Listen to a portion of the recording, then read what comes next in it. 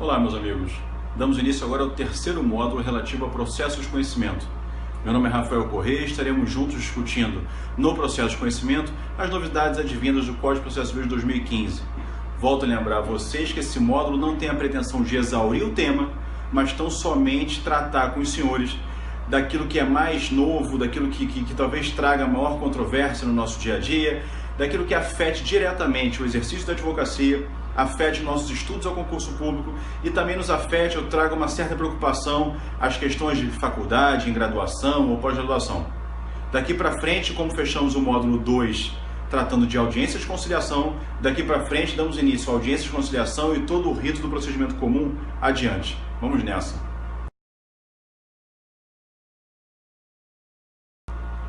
Bom, como ficou tratado por nós no módulo anterior, no módulo 2, relativo ao processo de conhecimento, havíamos discutido que para a audiência de conciliação acontecer ou não, depende da análise de alguns requisitos, de alguns movimentos, de determinado atuar do autor ou do réu. Os senhores devem lembrar que, a princípio, diante do silêncio de autor e de réu, o juiz deve designar a audiência de conciliação e mediação.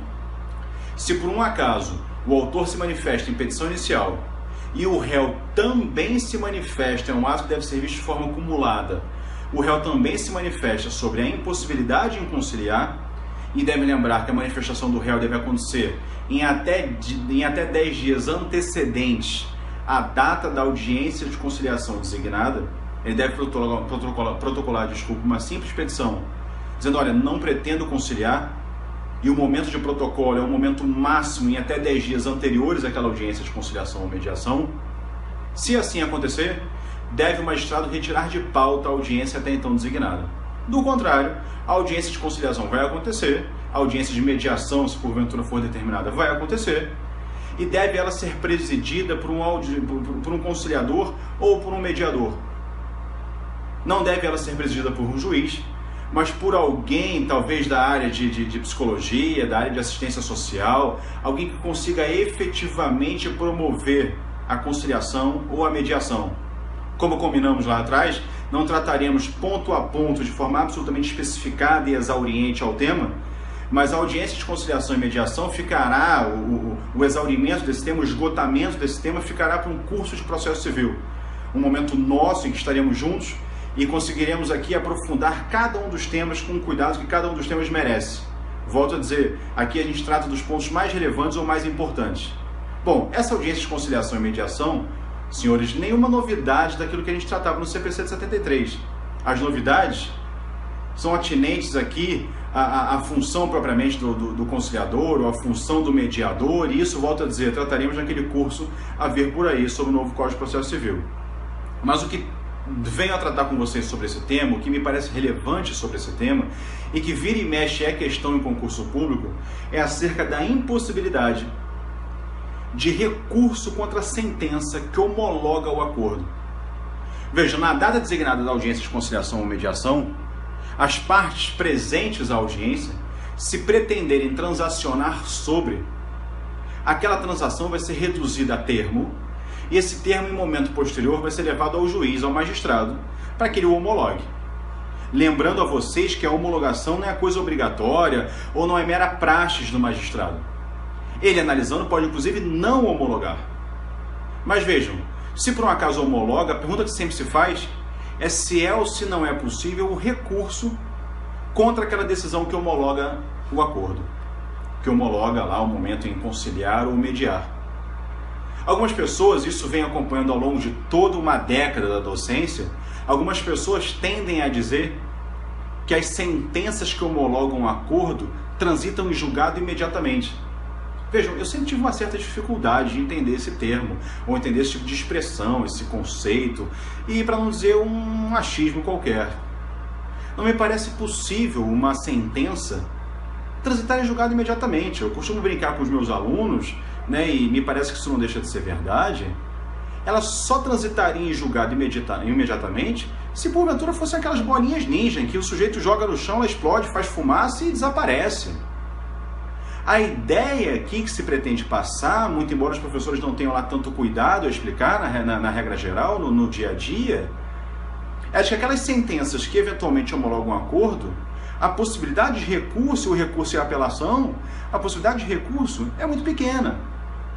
E é muito pequena se imaginarmos o seguinte: acreditemos que o autor vá à audiência pretendendo os 100 mil reais que ele, o autor, acredita serem devidos. Enquanto o réu vai à audiência pretendendo pagar nada ou pagar muito menos do que aqueles 100 mil reais.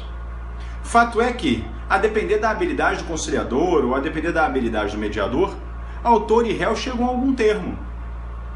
As partes transacionam, e a ideia de transação é uma ideia em que cada um perde um pouco daquilo que se pretende, e chegam a um termo. E aí imagina você que aquele autor que até então pretendia os 100 mil, sai dali satisfeito porque entrou em acordo, mas com 60 mil no bolso. Será que seria possível, em momento posterior à homologação, aquele autor que dizia se vir satisfeito com 60 mil no bolso, pretender e apelar, agora buscando os 40 mil que lhe faltam? Vejam, é absolutamente impossível esse tipo de comportamento, não porque a sentença transita em julgado imediatamente, mas porque esse comportamento traduz uma coisa que para a gente em direito é odiosa. O ato em que um sujeito, no primeiro momento, se predispõe a fazer, e em um segundo momento o faz de maneira diametralmente oposta, sempre foi repelido por nós em princípios gerais de direito. Se imaginarmos o brocardo em latim, era aquilo que pensávamos lá atrás sobre venire contra factum próprio. O autor não pode, em momento seguinte, tomar uma atitude que é diametralmente oposta, que diz absolutamente o contrário daquela atitude que ele, autor, firmara no momento anterior. E aí, nesses termos, meus amigos, a interposição do recurso de apelação fere tudo aquilo que tem de expectativa o réu quanto à segurança jurídica. Por isso que se diz, na maior parte das vezes, a sentença que homologa a acordo, ela é irrecorrível. E é verdade. Mas se pensarmos a termo, se pensarmos conforme as diretrizes do direito processual civil, o que falta verdadeiramente a esse autor é interesse de agir. Certo? Então, se a princípio, se perguntarem a vocês em uma prova, por exemplo, ou se virem diante de uma hipótese como essa no exercício da advocacia, nunca pôde e continua não podendo se recorrer, no mais das vezes, como regra geral, daquelas sentenças que homologam um acordo. Isso é bem verdade. E não se pode por quê? Porque o recurso que pretende mais do que aquilo outrora estipulado é um recurso que ofende regras gerais de direito. É venire contra factum próprio. Mas se porventura, e vejam, isso não é tão incomum, há um certo vício na audiência de conciliação e mediação, e eu explico a vocês, é bem comum na nossa praxis forense lidarmos com alguns conciliadores ou com alguns mediadores que, ao revés de pretenderem conciliar ou mediar, o que se pretende naquele momento é resolver o problema. Ao que me parece às vezes no exercício da advocacia, é que aquele conciliador ou mediador, ainda bem que raras às vezes, mas que aquele conciliador e mediador pretende sair daí o quanto antes, o mais rápido possível. E alguns, inclusive, pretendem constranger uma das partes à aceitação quanto àquele acordo. Veja, se isso acontecer, ainda que raro, mas se isso acontecer, aquela sentença que homologa coisa que se vê em sua essência viciada. A nossa, talvez, salvaguarda hoje em dia é que há um dispositivo legal no Código de Processo Civil, há um mandamento legal no Código de Processo Civil que nos permite, advogados, permite o promotor de justiça, permite às partes envolvidas no processo a gravação da audiência, sem que isso, inclusive, mereça ser autorizado pelo magistrado. E aí, nesse momento, talvez tenhamos um instrumento, a garantia de uma razoabilidade, de uma proporcionalidade, de boa-fé ou de lealdade processual em audiência. Isso para aquele mediador ou conciliador que, porventura, constranger a parte ao acordo. E a parte, se vendo na iminência de fazê-lo, o faz, e aquela sentença, uma vez homologando o acordo, seria ela passível, nesse momento, de interposição de recurso de apelação. Houve vício em sua essência. Tá? Então, era o que cabia a gente tratar acerca da audiência de conciliação e mediação. Bom, fato é que, se não houver a conciliação, ou se porventura não houver a mediação, o momento seguinte é da vinda do réu, é o réu o protagonista nesse momento, é da vinda do réu para oferecimento de resposta. E acostuma-se a chamar como resposta. O réu não vem ao processo para contestar. O réu vem ao processo nesse momento para responder. Vejam, lá atrás no CPC de 73, o procedimento sumário trazia o réu no primeiro momento à audiência de conciliação. Se não houvesse conciliação no procedimento sumário lá atrás, no CPC revogado, em mesma audiência, oferecia-se a resposta e, passo seguinte, se fosse o caso, dava-se oportunidade ao autor para manifestação em réplica. Agora, muito embora o procedimento comum nesse momento inicial se pareça com o procedimento sumário, não há que se confundir. No procedimento comum novo, a audiência de conciliação ou mediação acontece somente com a intenção de se conciliar ou mediar. Se porventura isso não acontece, autor e réu vão para casa e em momento seguinte, 15 dias após, e 15 dias úteis, 15 dias após, o réu volta ao processo para oferecimento de resposta. Resposta essa que no novo Código de Processo Civil traz como espécies duas. A já conhecida por nós contestação e a também já conhecida reconvenção. E aí os senhores se perguntam, mas o Código acabou com aqueles procedimentos em apenso? O Código acabou com a minha oportunidade em impugnar o valor da causa, em impugnar a gratuidade de justiça, em trazer ao processo a exceção que cuidaria da incompetência relativa, do impedimento e da suspeição? O Código manteve a sua oportunidade em discussão sobre esses temas, mas o que fez o Código foi acabar com os procedimentos em apenso. O que fez o novo Código de Processo Civil foi facilitar a nossa vida. Ele é menos formal, é menos exigente, ele é muito mais instrumental, ele é mais sensitivo, falo até. O novo Código de Processo Civil pegou aquilo que a gente tratava em processo em apenso, que deveria inaugurar um procedimento em apenso, aquela cordinha marrom amarrada ao processo, e fez com que tudo aquilo que era debate nosso em processo em apenso continuasse a ser debate nosso, mas com uma alegação preliminar de contestação. Ficou muito mais fácil. Se imaginarem porventura, não sei, uma impugnação ao valor da causa, a impugnação à gratuidade de justiça, os argumentos atinentes ao valor da causa ou à gratuidade de justiça serão deduzidos agora em alegação preliminar de contestação. Muito mais fácil, né? Agora vejam o seguinte, aponta o Código que se porventura se pretender aqui arguir, excepcionar causas relativas a impedimento ou a suspeição do juiz, diz o Código que isso merece acontecer em uma simples petição. Vejam, a gente está no momento de oferecimento de resposta.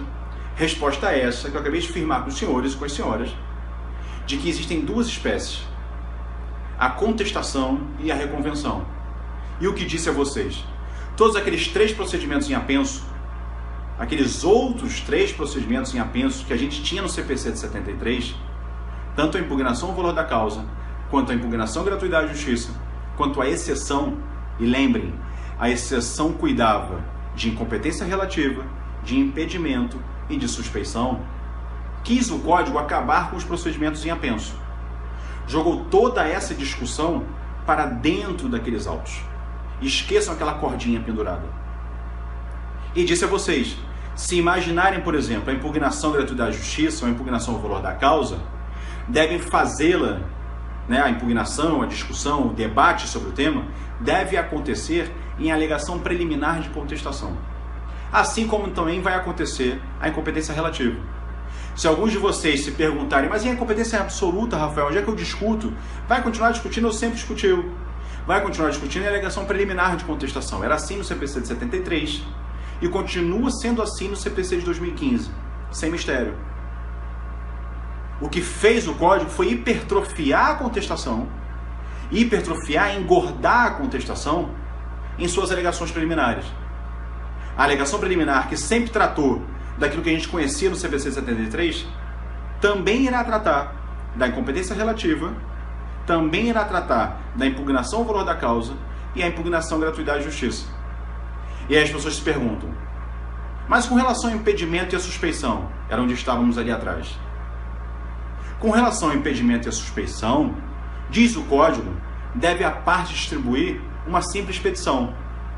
Mas vejam, não faz tanto sentido, e os senhores devem concordar comigo, não faz tanto sentido se o réu vem ao processo oferecer resposta e dentre as respostas a contestação, que ele ainda tenha que trazer, ainda que isso não vá gerar um processo em apenso, mas ele tem que trazer uma petição livre, dirigida àqueles autos, uma simples petição intercorrente, ainda que dirigida àqueles autos. Se pode ele deduzir esse mesmo argumento na contestação. Então o que acredito eu agora como professor? Que não há problema, não há atecnia, não há falha do réu, se ele porventura no momento de oferecimento de resposta, trouxer no bojo da sua contestação e alocada ali primordialmente nas alegações preliminares, causas relativas, discussões ou debates relativos ao impedimento e à suspeição. O que quis o código dizer é que se ao longo daquele procedimento fica sabendo não só o réu, mas também o autor de algum motivo de impedimento e de suspeição, merece aquele autor ou aquele réu uma simples petição intercorrente.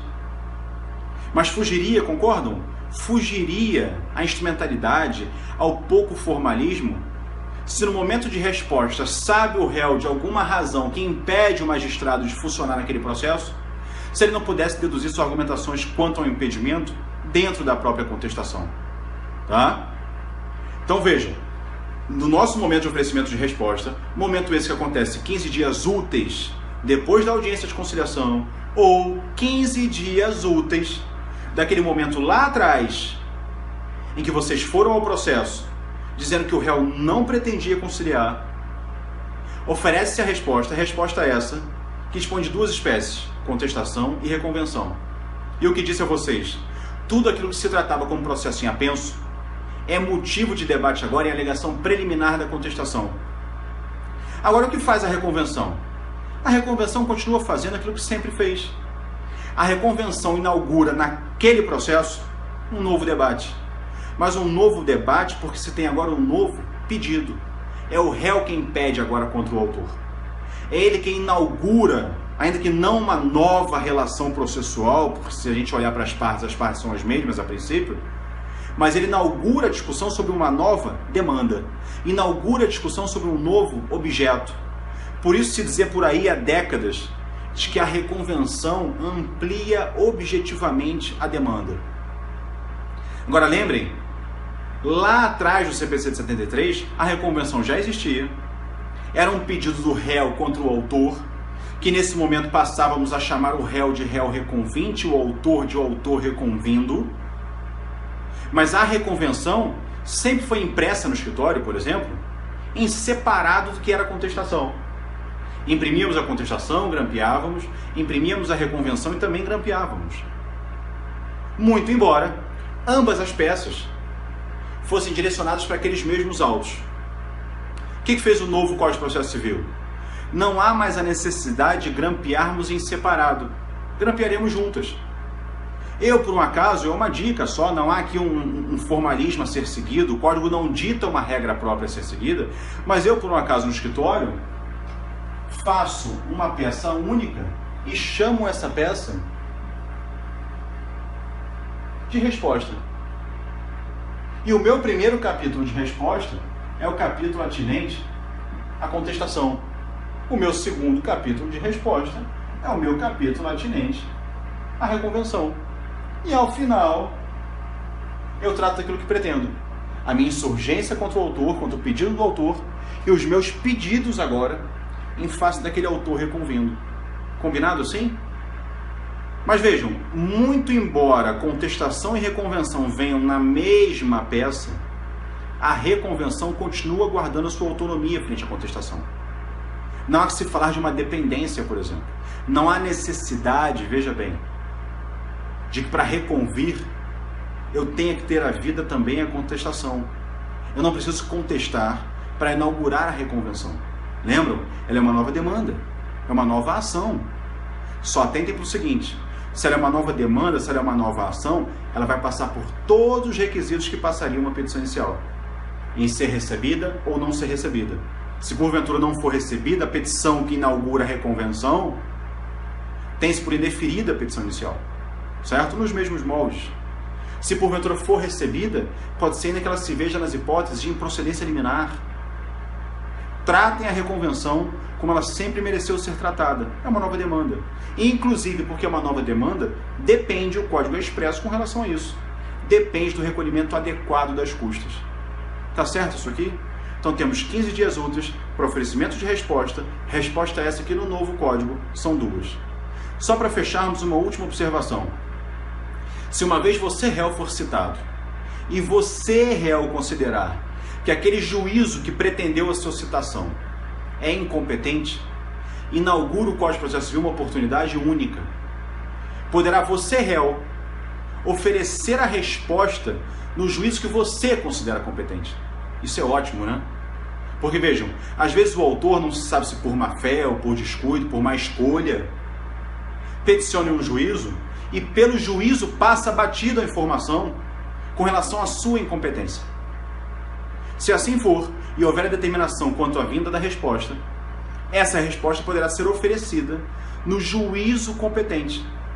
E aí, se porventura, imagina, o sujeito é citado em São Paulo, muito embora considere competente o juízo no Rio, poderá vir ao Rio oferecer a resposta. E ofereceria a resposta como se uma livre distribuição fosse. E o é, na verdade. Se porventura o juízo do Rio se considera competente, ele comunica ao juízo de São Paulo e o juízo de São Paulo declinará da competência.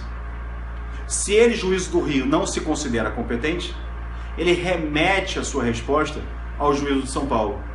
Vejam, a preocupação do réu agora não é propriamente em oferecer lá ou acolá. A preocupação do réu é única e exclusivamente quanto ao respeito ao prazo.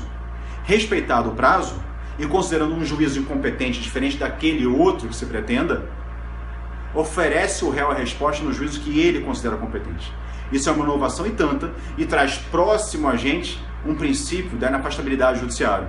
O judiciário cada vez mais próximo a acolher o seu jurisdicionado. Então aqui fechamos o terceiro módulo com relação às espécies de resposta. Espero que vocês tenham gostado. Conto com vocês no nosso quarto módulo. E para aqueles que vêm acompanhando, não deixem de nos acompanhar também no Facebook, no Instagram. Temos Facebook e Instagram do Direito Planejado e temos também um canal no YouTube, onde me comprometo com vocês, em um ambiente divertido, onde trocamos ideia, me comprometo com vocês a postar de forma seguida dicas rápidas sobre o processo civil. Então acesse o nosso canal no YouTube, acesse o Instagram, acesse o Facebook, me adiciona no Facebook inclusive, é Rafael Correia, no Instagram é Professor Rafael Correia. Eu vou colocar para vocês aqui embaixo o link de cada uma dessas mídias sociais e conto com vocês, conto com a participação de vocês, espero que vocês tenham gostado e a gente se encontra no módulo 4 de Processo de Conhecimento. Um grande abraço.